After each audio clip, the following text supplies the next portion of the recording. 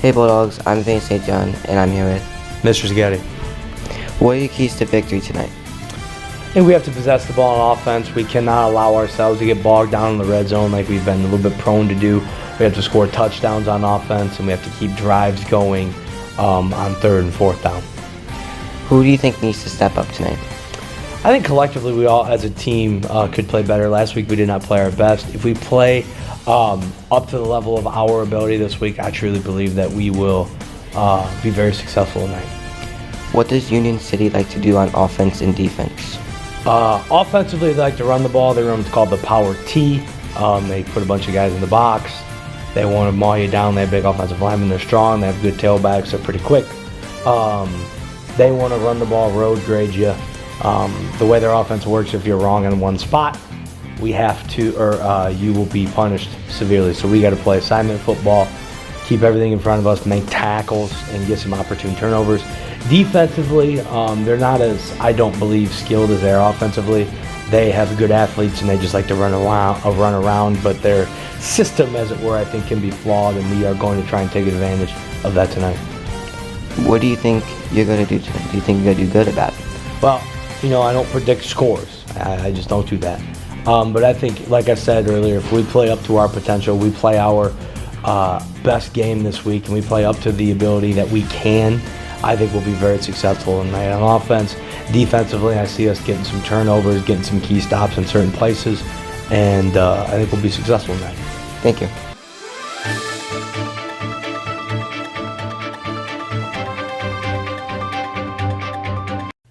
And now for your Bulldog headlines. The pep assembly will begin around 2:15 today. The band will dismiss you to the assembly. Floats should be lined up at the stadium by 5:10 tonight. All homecoming representatives should be at the field by 6:15 tonight. The high school dance will be at 8 on Saturday in the cafeteria. The senior class is selling car wash tickets for $10. Car wash will be held at Williams Brothers Car Dealership in Dundee on Saturday, October 13th from 10 to 1. See Mr. Raymond or a senior to get your tickets. And now let's send it over to sports.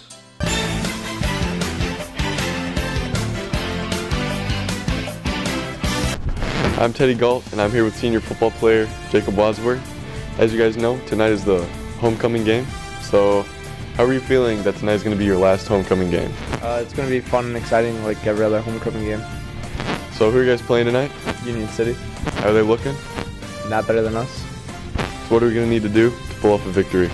Score more touchdowns and play better. So, can we get a little prediction? How do you think this game's going to go? We're going to win tonight. Okay, thank you.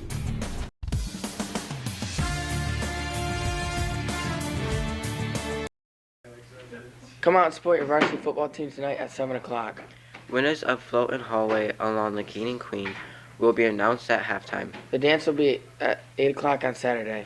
Have a great day, Bulldogs. Welcome back, Bulldogs, to our College Game Day Eve. Unfortunately, last week did not get posted due to no communication. But we're back this week with 6 games, 6 tough games. And our game of the week is... Well, first, let's go into this last week. We did make picks last week, and currently I'm 6-0. Reese is 4-2 with these picks. struggling. We will be keeping track of this throughout the year. But enough of that, and let's get into this week. So first game, we're going to get Ohio State versus Maryland. Okay. Now, Ohio State's coming off a bye week. They've had extra time to practice. Going against Maryland, who played a great game last week. Ohio State, coming off that bye week, like you just said. Maryland 5-0, coming in this game led by their starting quarterback, Tua Tagovailoa. He's been great for them. Amazing year for Tua. And we're going to see Ohio State's defense, if they can really shut down Toledo. This is Ohio State's second real test. They did play great against Notre Dame, but these offenses are completely different between Notre Dame and Maryland. Maryland likes to throw the ball, where Notre Dame likes to feed Audric Estime, their Heisman contending running back at the time. But we'll see how they do. Ohio State, their offense did not play the greatest against Notre Dame, but they've had, as we said, they've had extra time to practice. So see how they play against this Maryland defense, who is honestly mediocre. With that being said, I think Ohio State's defense shows up this week. I think Ohio State's offense shows up, and I have Ohio State by 14 in this game. Yep, I've got Ohio State winning this, as you guys would expect, and I think it's going to be a closer game than the scoreboard shows, but I do have Ohio State winning by around 14-17. And our next game will be LSU versus Missouri. Missouri has had a decent year, beat Kansas State, a ranked opponent, off a 61-yard field goal. The kicker's kind of solid. Yeah, that was a big kick for a college kicker. Not really much to say about this game. LSU, Jalen Daniels, they've been struggling a lot. Yeah, their defense is awful this year. They got Ole Miss put up a boatload of points on them, and that is why they lost. Jalen Daniels, he's a great quarterback, but his defense gives him no help. Missouri, honestly, they're ranked, but for what? This is SEC bias at its finest. They're mid. Both They're teams not are good. mid going into this They game. haven't won a game by more than 10, I think. 10, 13, 14, So, whatever. I'm picking LSU here. I don't think it's going to be close. I also have LSU, but I see it's a little bit closer because they're just not that good. Yeah. LSU favorites. Yeah. Okay, so moving into another SEC game, we've got Alabama versus Texas A&M. Texas A&M has not been receiving this SEC bias that Missouri has. They are unranked right now, even though they have a top 10 defense, and they're playing against a Bama offense who doesn't have a quarterback, and they're bad. Okay. Every time A&M or Bama comes to A&M, they always play with the 12th man. Like Kyle it says, Field. 12th man, always on the field. I have A&M in this game because they have a top 5 defense, like Teddy said. Top 5 defense. And Bama has just been struggling to find their offensive stride this year. So I got A&M by a game-winning field goal. I mean, Alabama, even though their offense is bad, Texas A&M's offense is worse. And I just don't think they're going to be able to score. So I do have Alabama. This is going to be a low-scoring game, just like the last time they played, around 13-10 or so. And now heading into our next game, we got Kentucky and Georgia.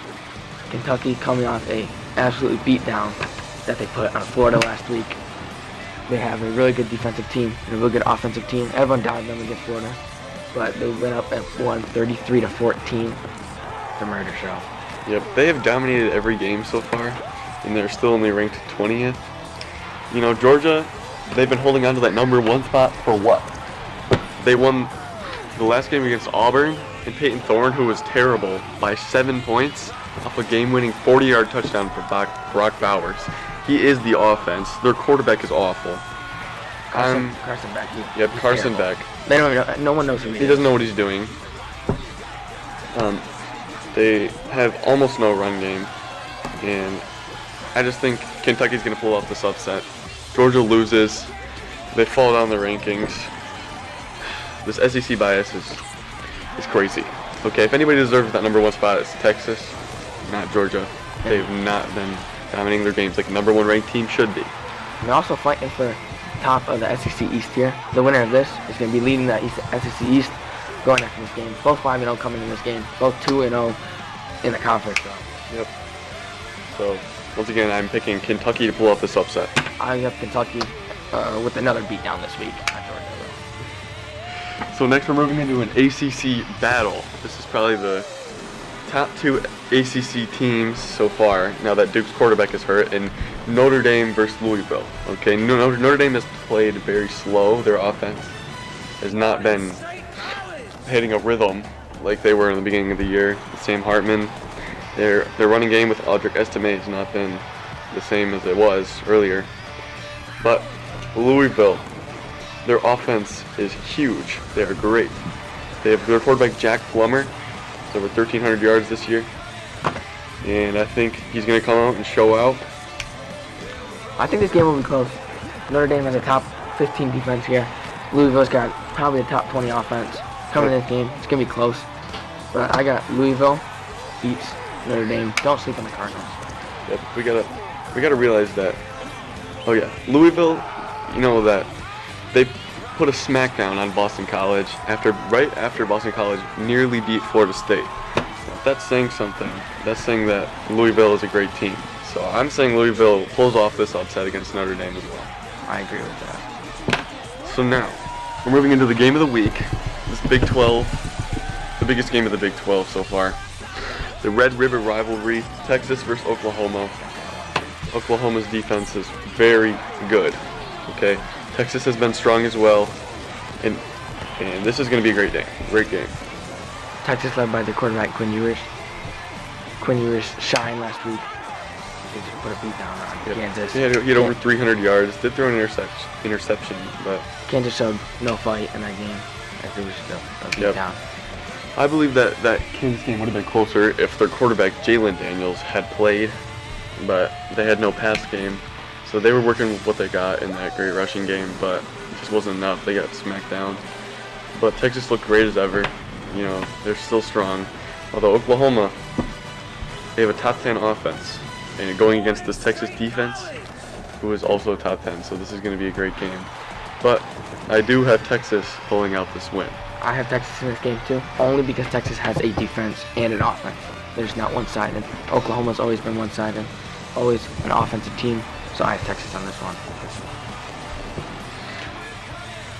So those are our expert opinions and our picks on this week's games. So thank you guys for watching, and we'll see you next week. Woo.